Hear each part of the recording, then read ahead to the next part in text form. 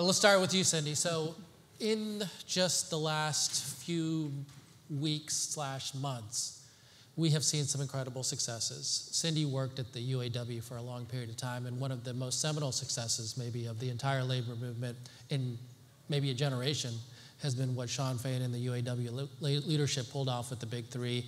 It has been incredible. Double-digit wage gains. We could spend the next hour just talking about the benefits that they got out of that deal, which was incredible. But it wasn't just the UAW. We know that in addition to the UAW, there was the Teamsters in their successful organizing, pulling off record contracts at UPS. Kaiser Permanente workers pulling out record contracts there for nurses and other healthcare workers. There's been University of California teaching assistants who pulled off some great contracts. Delta pilots have pulled off some great contracts. Freight rail workers. You could go down the list. It's not just one pocket of the labor universe. You're seeing a broad, full scale across a lot of union spaces, incredible record contracts and record organizing. Why is it happening? I think workers have been angry for a long time, right? This isn't the worker anger isn't new. I think one of the things, especially coming out of COVID, I think what workers saw is, at least in the union I was in, deemed essential workers really being lifted up as important to the economy, yet at the same time, they weren't reaping the benefits, right? They were going into very dangerous situations. Corporations were doubling their wealth. What is it that CEOs, the 10 richest, went from $700 billion to $1.57 trillion at the same time while workers were working long hours, dangerous conditions. So I think it's part of that. I think workers for a long time have been feeling it on the ground, hearing a narrative that why they should be so happy, right? But the truth is, the life you're living when you're working, 2 and 3 jobs, walking in, or working a full-time job and collecting food stamps. I think it's just, it finally came to a point where enough is enough, right? The wealth disparity, the income disparity, the inequality. Workers who were in unions were facing that because of the lack of density, right? Lower density means less power. And I think people are fed up. Right? The reality of what's being talked about up here isn't the same that workers are facing on the ground. And I think I think COVID started that. People had, coming out of that, I think, learning the importance of work-life balance, learning the importance of being able to spend some time with your family, and frankly, being taken advantage of while the wealthy got wealthier and jobs just got shittier. So I think that had a lot to do with it. Lisa, one of the, in addition to all the workers I mentioned who've scored record contracts, I intentionally didn't mention Hollywood writers. Lisa has been in the leadership of WGA East for 7 years. Tell us a little bit about what your experience was in how you felt and saw your own membership change over these last few years and their appetite for taking bold action and going on strike for 5 months. I think one of the questions I was sort of mulling over on my way here was, what are the ingredients for a successful strike? And a successful strike, I think, the definition of that would be that in the end, the writers win, right? The writers, the workers, whoever's striking, that in the end, the strikers win. And to get there, I think that you need solidarity, first and foremost. And how do you get that solidarity? I think that it has to, there have to be universal and existential crises at play.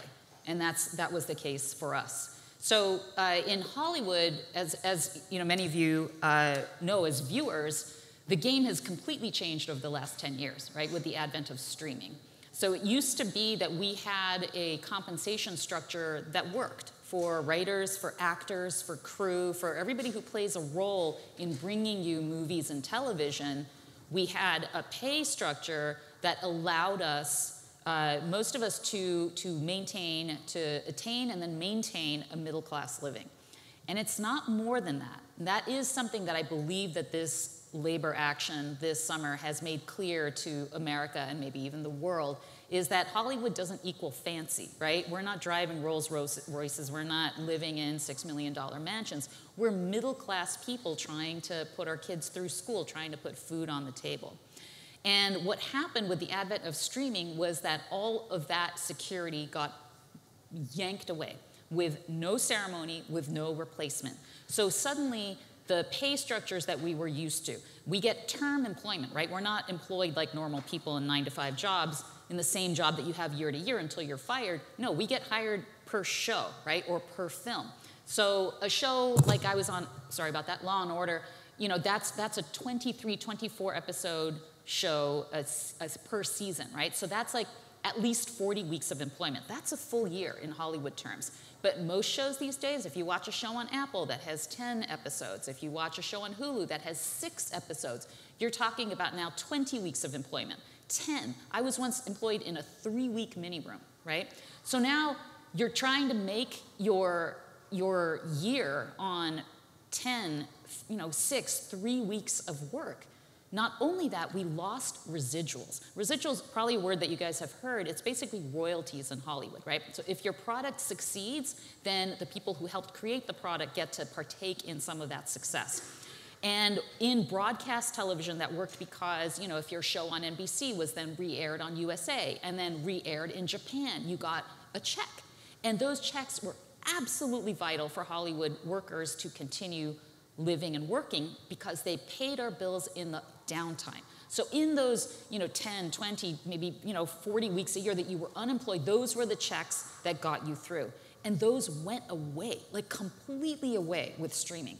So where you might have gotten an $8,000 check, now you were getting checks for, no lie, 3 cents. And those are checks that they're worth less than the stamp that was on the envelope to send them.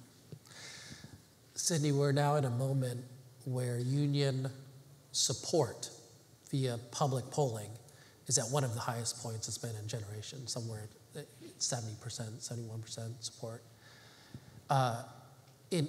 On the other hand, union density in America is still too low. So in the private sector workforce, we're below 10%. So we got to square these two. And obviously, one of the goals here is to increase unionization in America. And as someone who's been a longtime veteran, I wonder if you can tee up some ideas for us. How do we increase unionization in America? Well, one, I think the first step is what we saw happen, last week, is winning really strong contracts, showing that collective action works, right? Workers can strike and they can win. And this whole notion that we have to wait for incremental change was blown out of the water, right? That is just not true. We can win.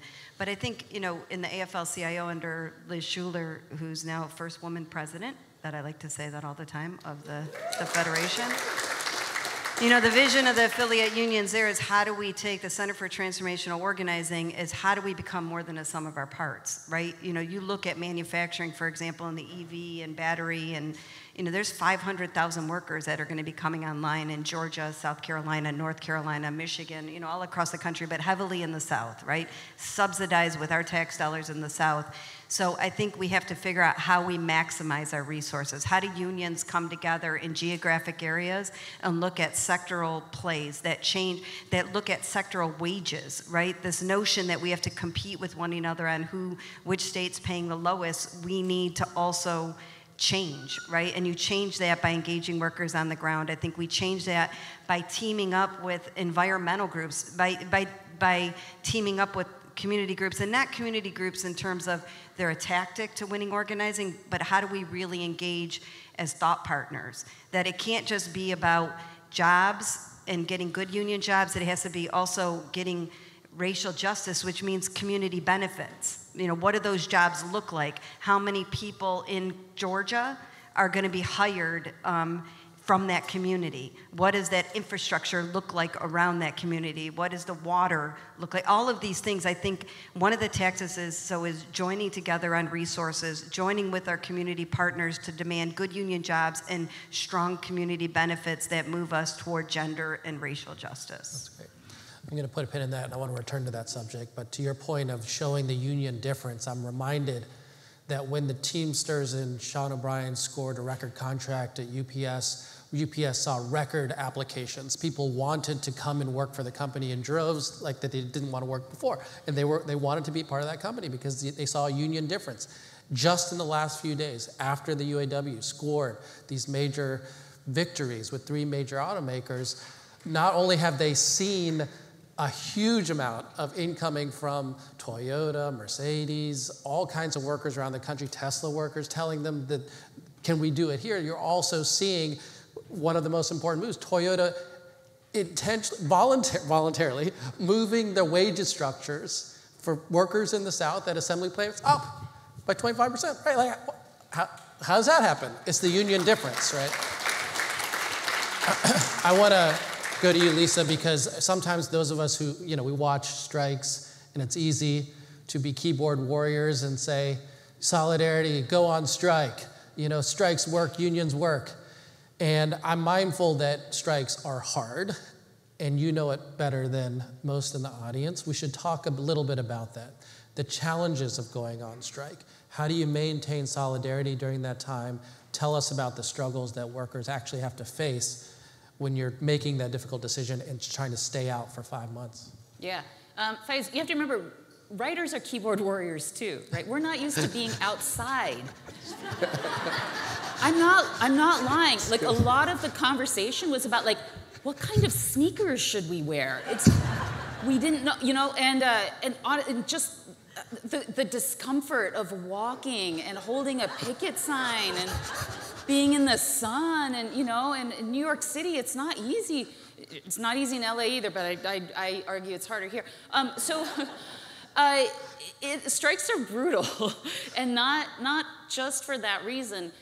Every one of us, all 11,500 of us, were unemployed for 5 months this year. 0 income, unless you were doing some other side gig, which a lot of people, of course, had to do. They are financially devastating. They are emotionally devastating. You have and writers we're all neurotic anyway, right? And we just, would have these late night conversations like, is my career dead? Am I ever going to work again? And that is what now, in the aftermath, a lot of us are, still dealing with. Strikes are really, really hard. But here's the thing, strikes work. That is the takeaway. Strikes fucking work.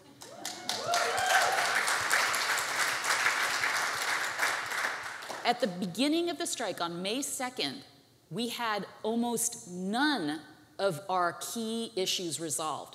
By the end, 148 days later, 5 months later, we had almost every single one of them resolved. So they were items that our studio employers told us they would never give us. They sat across the table from us and with blank faces told us, we will never give you that. So you can just take it off your list. You're just never going to get it. And we fucking got it 5 months later.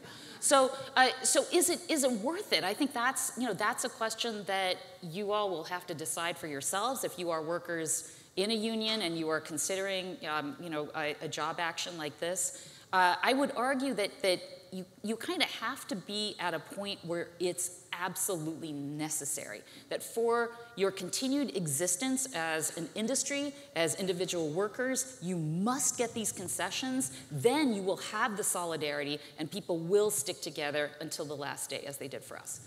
Thank you, Lisa. Let's go back, Cindy, to this point that you were raising around the future of work, especially related to the Biden implementation dollars. And when we say implementation, we're often referring to, as you guys know, often 3 buckets. It was the Inflation Reduction Act monies, it was the infrastructure bills, and it was the semiconductor and chips.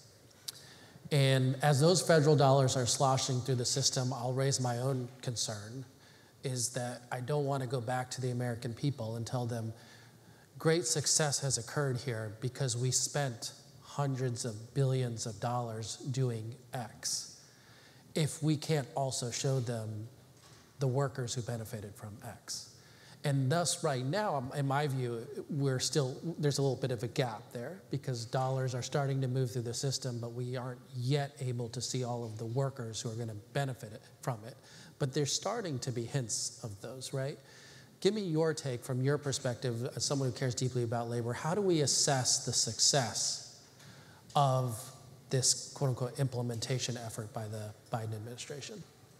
Yeah, and I think, we can't even have the conversation unless the bills happen to create the jobs, right? So I think that's huge. But, success is only success on the ground when they land in a good union job, right? There has to be democracy in the workplace. And this isn't just about wages. When you go into these new industries, they're very unsafe, right? And if you don't have workers who have a real voice at the table, they're going to continue to be that way, right? So to me, it's like success means the dollars go into the state, we have good union jobs, and we have community benefits, right? If our tax dollars are funding this, then we need to make sure that the communities, you know, like I said, local hire, right? What is the commitment to hiring locally? Because we know in our black and brown communities, I saw it happen in Detroit, right? If you don't get a percentage, then they're gonna say that they went through all our kids and, oh, we couldn't find them, so they're gonna go out to the suburbs, right? And then the very workers who live in that community aren't gonna benefit. So I think, to me, it's the community benefits, it's union jobs, and it's building a coalition for future fights. Like, it can't be just about winning that union. Are we building power in that community? Because there's many more fights on democracy that we know that we have to fight. And so we have to stay at those tables, right? And so I say it this way, I picture, so you have a plant, 4,000 workers, and they have workforce development. The workers in the community are getting hired. There's training happen in our schools. There's a percentage of, you know, what is a percentage of race and gender? We got fire departments that are around there that are funded. We have schools that are funded. Or we're going to have a plant go in, 4,000. Water is going to be polluted. We're going to have emissions, because, by the way, batteries and cobalt still are dangerous emissions in our plants. We're going to have schools that are underfunded. We're going to have workers having shit jobs.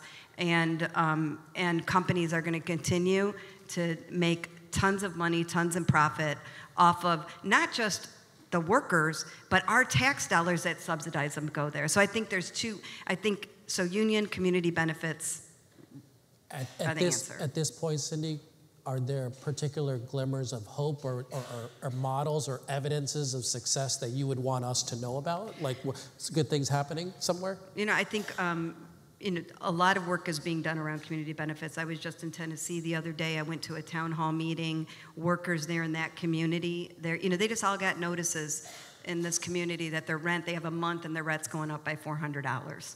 You know, imagine that, right? $400 you were, you know, and they can't do it, right? So those workers, over 100 workers were in the room, you know, community members, talking about how they start to organize together with labor and faith around a community benefits agreement. They're not there yet, but that's hope. 27 organizations around the table, community at the table, trying to figure this out, right? I think Bluebird in Georgia, you know, a lot of people don't know about this. It's a bus company that got a ton of funding, and they did not want to have a union, but the steelworkers organized and made a commitment, right? Sometimes you're not going to win in 2 or 3 months. It's whether or not we're going to make a commitment to really build power.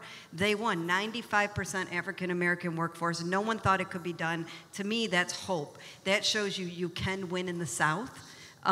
If you make a commitment, you put in the resources, and you build that capacity. So I think those are 2 examples. Thank you. It's great.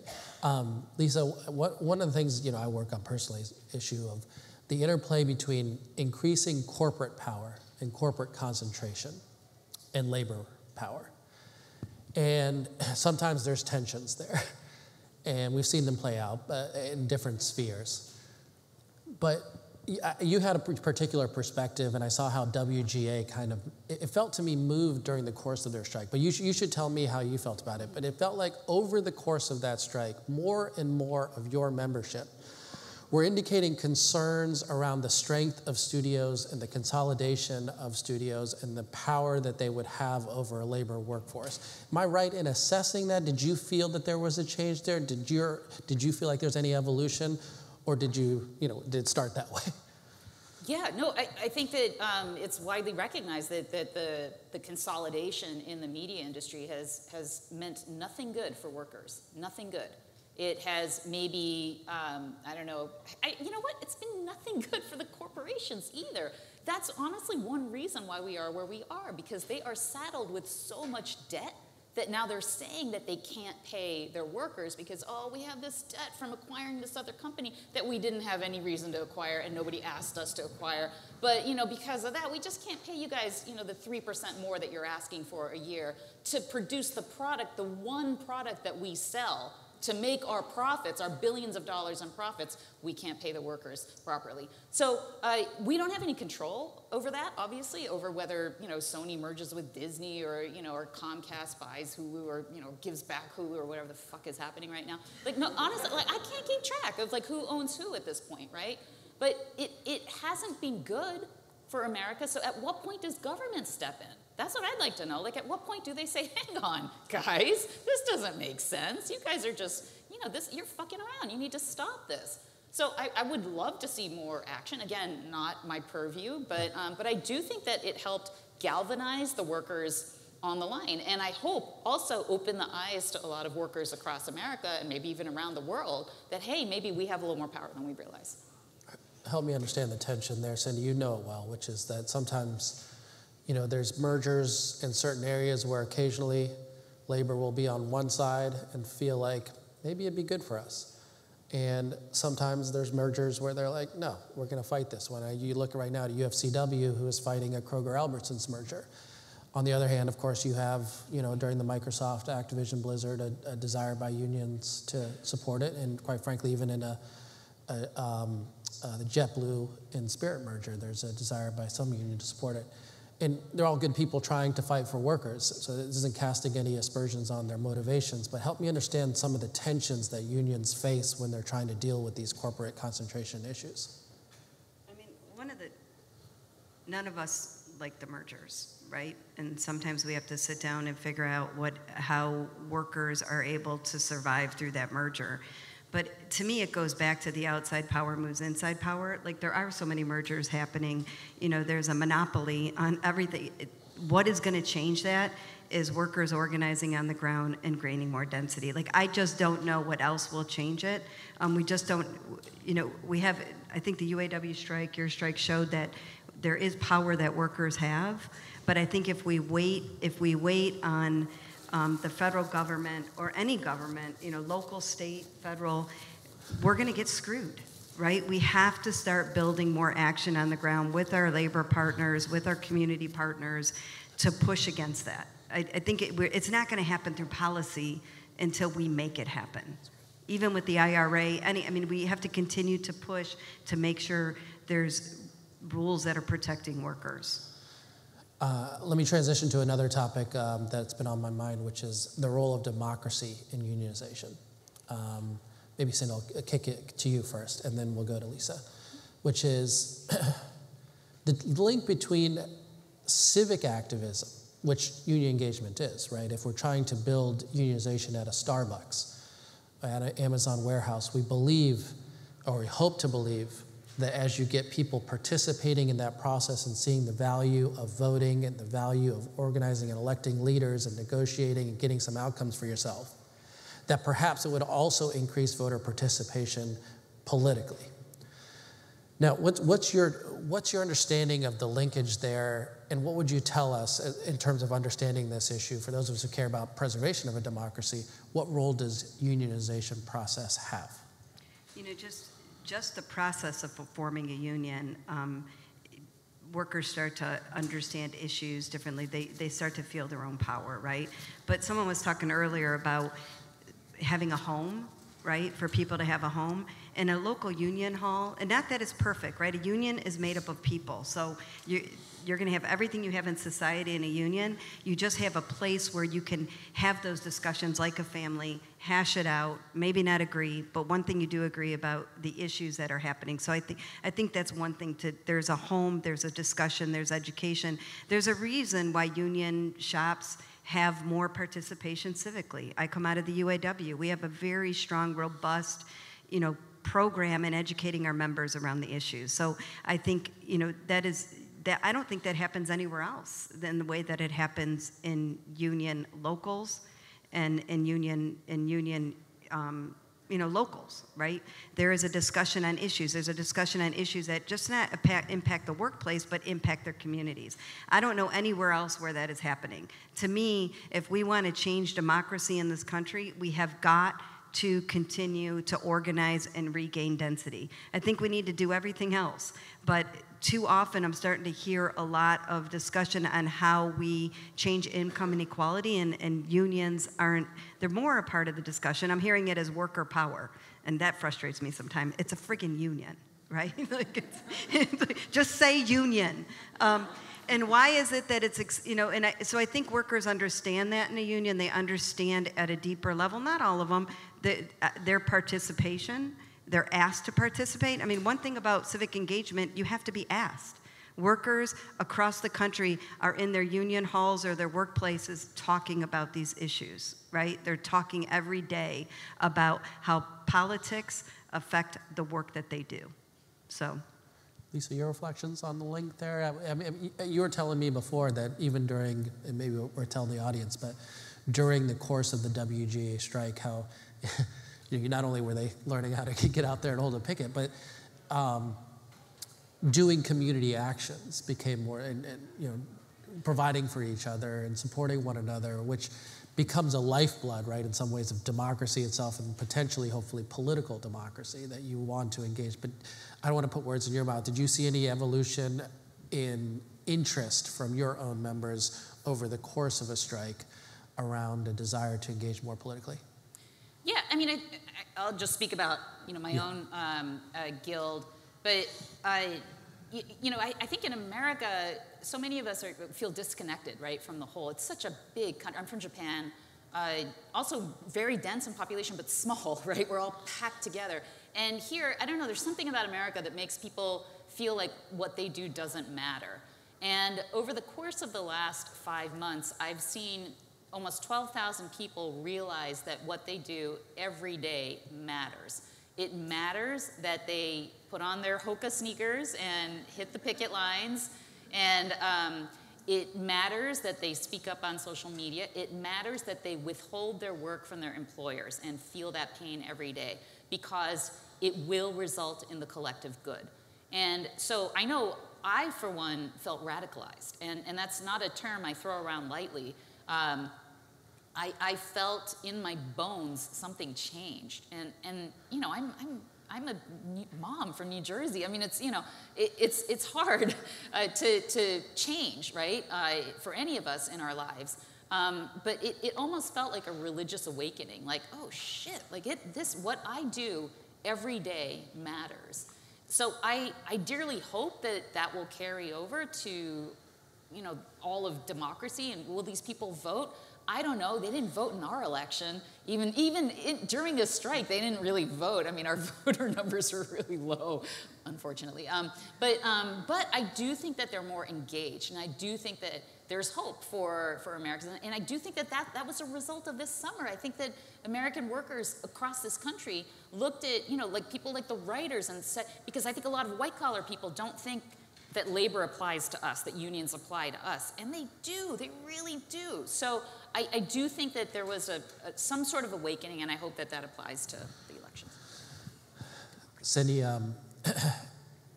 when I was, More Perfect Union was covering some of these John Deere strikes in Iowa, and then Kellogg's workers in Michigan and Pennsylvania, and now UAW strikes. I was, going to a few union halls, and I still, to this day, am still surprised by how much of a percentage of that union hall will tell you that they support Donald Trump.